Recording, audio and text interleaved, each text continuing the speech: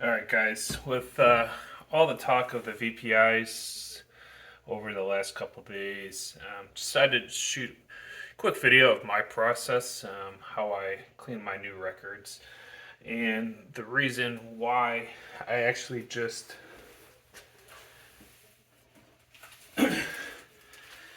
got this new Incubus album in the mail today, and it was pretty dirty. So I actually played it once, and I had infinite loop on the first side. So I'm like, I better clean it to see what's going on there. So this is going to be my process for cleaning records. These are all old records that I'm donating to some lady. All right, so I actually have a 3-step process. These are all the Mobile Fidelity clean solutions. This is how they come. This is the super deep cleaner, and it comes in, I think this might be 16 ounces. And then this is just the standard super record wash, and this is going to be, I think this is 20 or 32 ounces.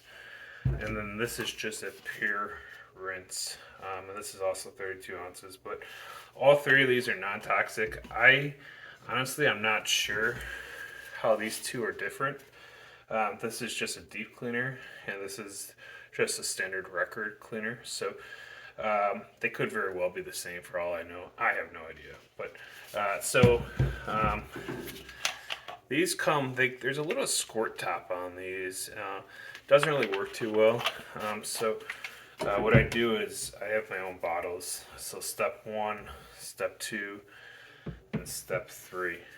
Right. So what I use, and I have no idea where I put. All right. So this is the Mobile Fidelity record cleaning pad, and it actually comes. You can buy these replacement felt, or I think it's felt. I'm not sure what it is, but you can buy these replacement pads. They're only a few dollars. I think it might be $4 or $5. So after maybe 25, 30 records, I usually just replace it just to make sure there's no dirt or grime or anything shitty in here. So it's just sticky. You just pull it off, put a new pad on, and replace it.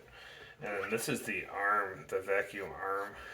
This also has the felt strips here, and those are also replaceable. So as you can see, the unit is probably about 18 inches by 12 inches, I would guess. Maybe 18 inches by 14 inches, about a foot high.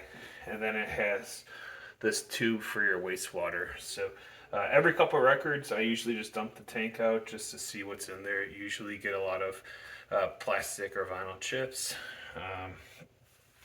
It's pretty common on new records to be pretty filthy. So everybody thinks, oh, this is brand new, it has to be clean. It usually isn't. So this is kind of what I use here. So I'll show you what I do. So you can see this is absolutely filthy, right? There's dust and debris, dirt, maybe even some paper chips on here.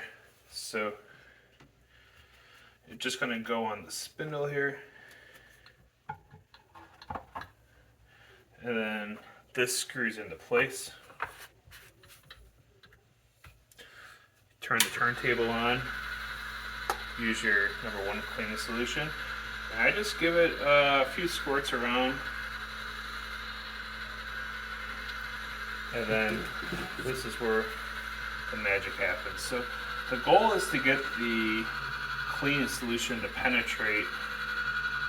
Since this is a new pad, it actually absorbs all the cleaning solution. So put a little more down. And you want to get that cleaning solution down into the grooves. The goal is to get real deep into the grooves, let it soak in, and break up any dirt or dust or debris that's stuck into the grooves. So ultimately, with any cleaning solution, you want to make sure it creates that separation between the surface and the debris. And then when you run the vacuums, so I usually line it up at the top of the oven.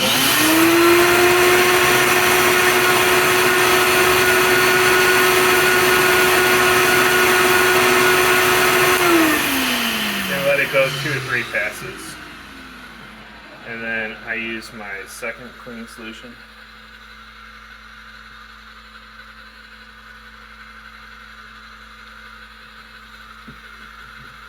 Use my pad to get it real nice into the grooves.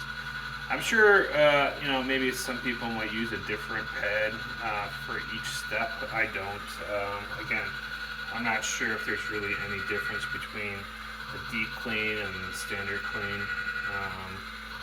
other than just another product to sell. So let that get real deep in the grooves, turn it on.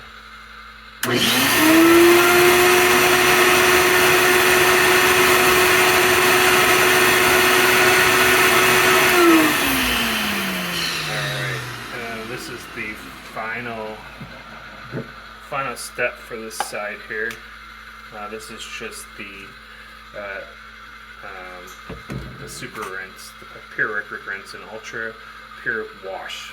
So I'm sure this is just distilled water.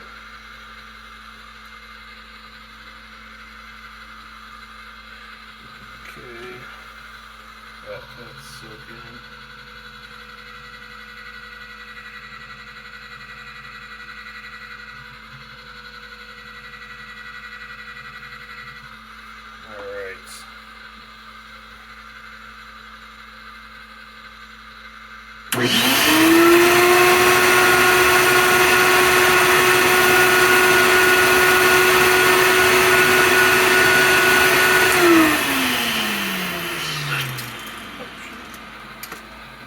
So if you don't pull it up, it actually just pops up. I actually pull it too high up, it popped out of place. So that side is done, so that should be pretty spotless.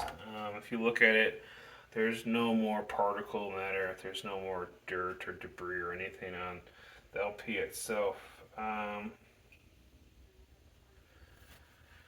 Let's see. Let's do side B real quick here. Start with our first step.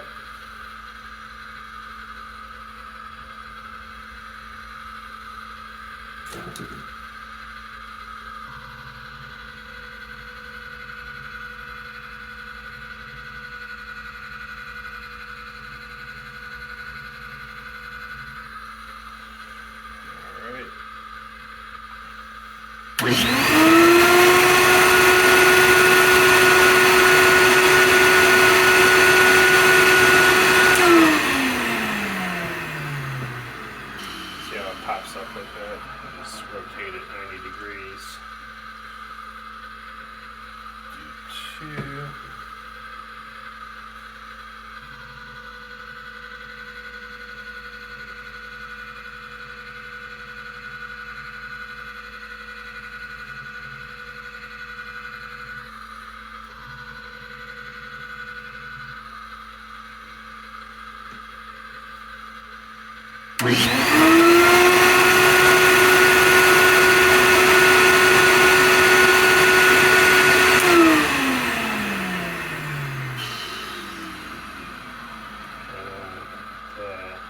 Pure rinse. And once I do this record is going to be pretty much spotless. And there's been a lot of talk about static and static charges in these records. The wet wash really helps dissipate the static. And if you had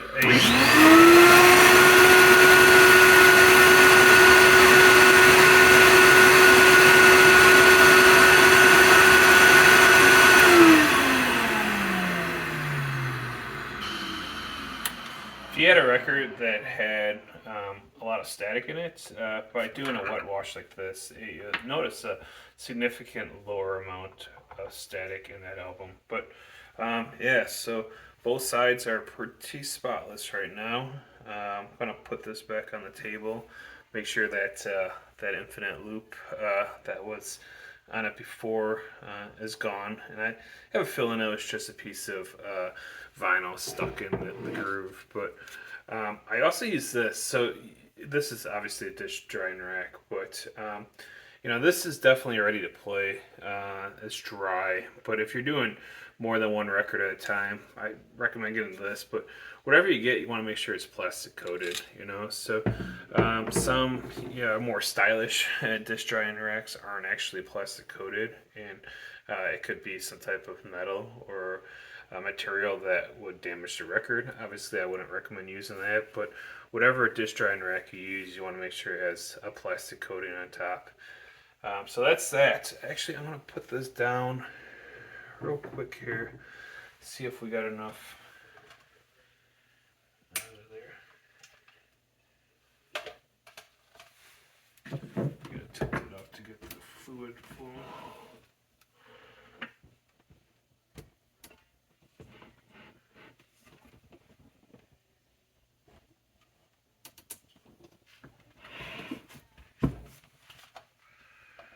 Alright, yeah, you could see a, it's kind of hard to see probably on the video, but you could see all sorts of dirt down in there. So that's pretty much the reason why you clean records, because new records are filthy.